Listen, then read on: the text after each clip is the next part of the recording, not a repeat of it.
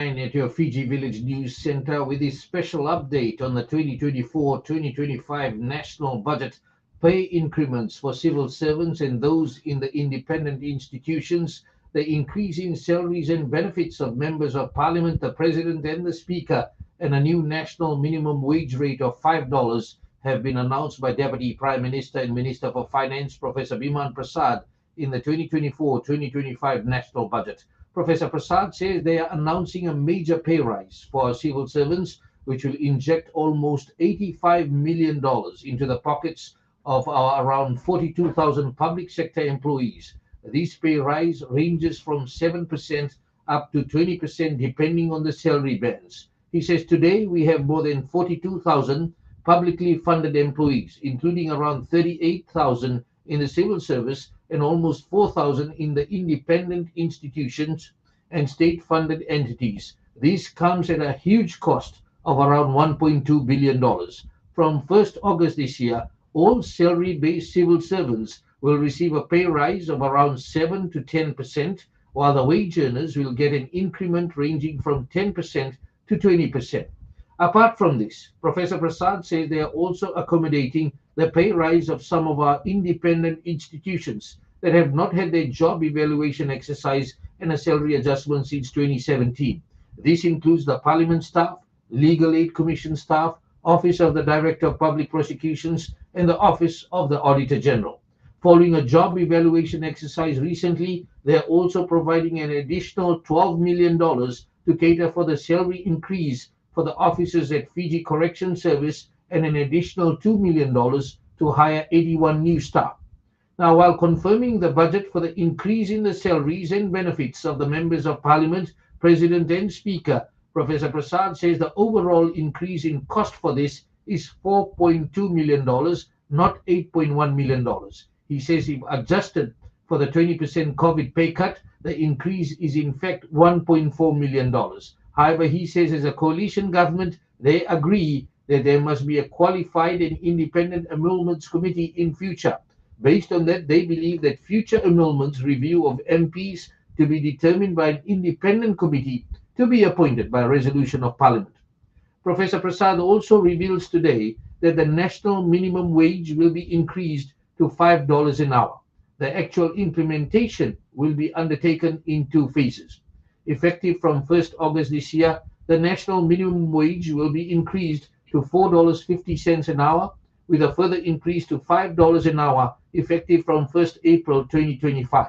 In tandem, the 10 sectoral wages will also increase. Effective from 1st August this year, all sectoral wages will increase by 50 cents across the board, followed by a further 50 cents from 1st April 2025.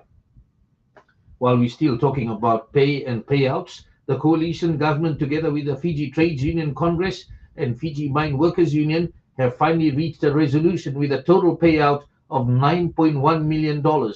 Each of the 368 mining workers on strike from 1991 will be paid $25,000, with the first $10,000 paid from this budget and the remainder of $15,000 paid from the 2025-2026 budget. Looking at taxes and duties now. Get ready to pay more for alcohol and cigarettes as excise taxes on these items will increase by 5%. Deputy Prime Minister Professor Prasad says from 1st August this year, the departure tax will increase from $140 to $170 and return to the pre-pandemic rate of $200 from 1st August 2025. The 3% duty on the importation of raw materials in the last budget has been removed. To support construction and bring down building costs, the fiscal duty on prefabricated buildings will reduce from 32% to 5%, while fiscal duty on steel structures or articles of iron will be maintained at 5%. In addition, the standard allowance for renovations and extension of hotels will be reduced from 50% to 25%.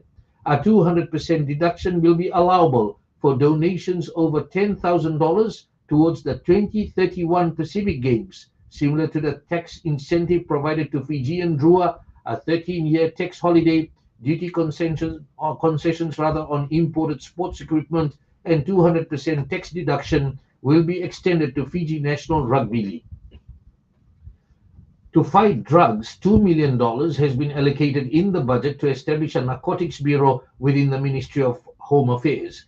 The Minister for Finance says the Ministry of Home Affairs has also launched the counter narcotics strategy.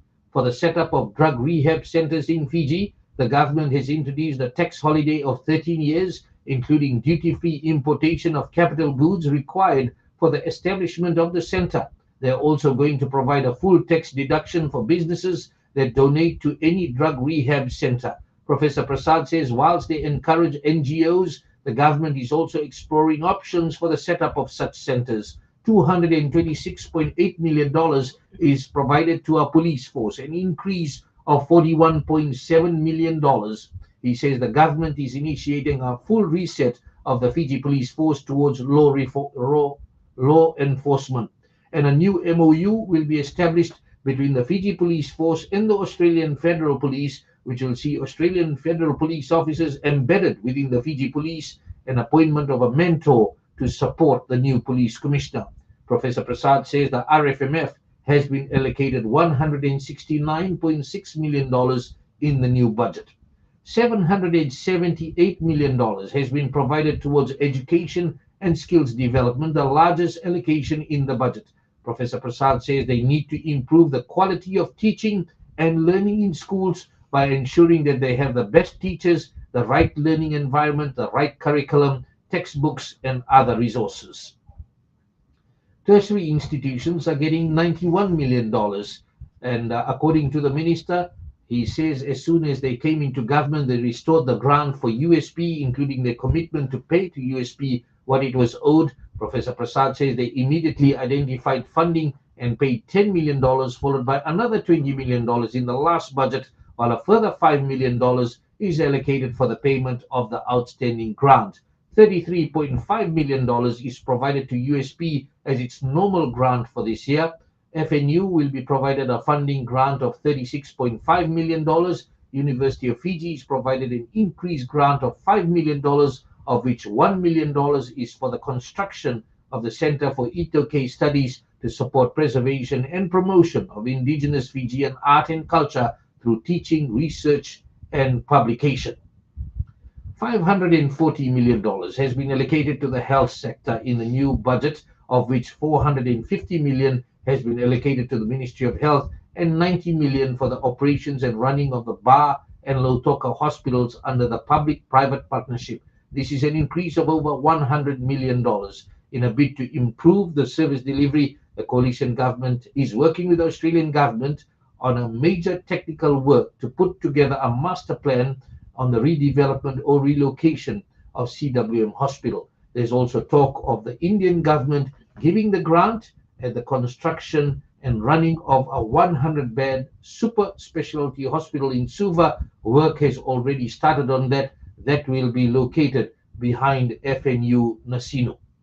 To provide affordable housing to thousands of people in Fiji who do not have their own house, a total of $32.3 million has been allocated. Professor Prasad says as a country, there's a serious lag in meeting the increased demand of housing in urban areas. Professor Prasad says there's been progress in additional housing supply for the middle and high income earners, and they haven't had major breakthrough in providing affordable housing to low income households. He says this led to the increase in informal settlements across our urban areas. The Deputy Prime Minister says to increase the supply of affordable housing units, government had called for tender for the private sector to develop and build around 3,000 housing units in 5 housing authority sites, including Nepani, Raiwanga, Daboilevu, Wainimbuku, and Tabakumbu. And these are the latest developments as far as the budget is concerned. We have all the latest information as far as the 2024-2025 national budget on our website, Fiji Village. We also have all the documents, the address by the Minister for Finance delivered this morning, the actual estimates where the money is allocated, and all the breakdowns. The press conference continues this hour at Subavu House with the Minister for Finance. We also are seeking reactions from a whole lot of people in relation to the budget announcement, and we'll have more details on that. Stay with us. Legend FM Sports News with Credit Corporation, your finance partner for 30 years. Young patients at the CWM hospital were brimming with excitement as Fiji national rugby sevens team members paid them a visit, which brightened up their day. The star-struck mini patients could not contain their excitement as they pointed around in joy at the favourite players. Semisi Vasui Tauke from Bua, who was admitted at the pediatric intensive care unit, says he was bored for days at the ward, and upon the visitation of the sevens players, he will surely share the experience with family members in Savu Savu. Vasui Tauke says the experience was magical and memorable. Fiji men's sevens coach Osea Kolinisau expressed his heartfelt gratitude and told the patients that it was an honor for them to visit them on such short notice. The trimmed down Fiji Sevens team that will go to Paris will be announced in the next few days before they head off to Paris, and the tournament will kick off in Paris at Stade de France from the 25th of July. That's your Fiji Village News and Sports. I'm VJ Narayan. Legend FM Sports Report, brought to you by Telecom, the best broadband